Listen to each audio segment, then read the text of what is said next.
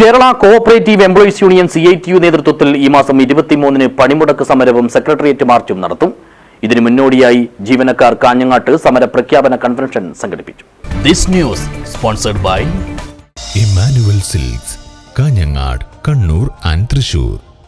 സഹകരണ മേഖലയെ സംരക്ഷിക്കുക, സഹകരണ ജീവനക്കാരുടെ അവകാശങ്ങൾ സംരക്ഷിക്കുക തുടങ്ങിയ ആവശ്യങ്ങൾ ഉന്നയിച്ചുകൊണ്ടാണ് Kerala cooperative employees union CITU നേതൃത്വത്തിൽ സംസ്ഥാന വ്യാപകമായി ഈ മാസം 25-ന് പണിമുടക്ക് സമരവും സെക്രട്ടേറിയറ്റ് മാർച്ചും നടത്തുന്നത്.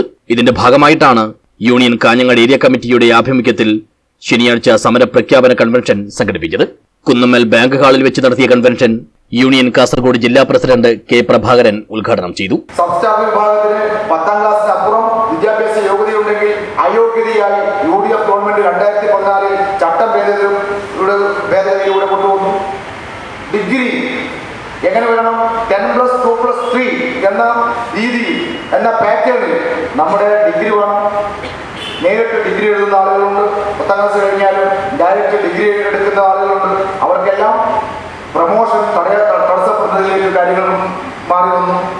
ഇതിനെതിരായിട്ട് ശക്തമായ സമരം നമ്മൾ നടത്തിയതിന്റെ ഭാഗമായി 2022-ൽ പുതിയ ഓർഡർ ഗവൺമെന്റ് കൊണ്ടുവന്നു.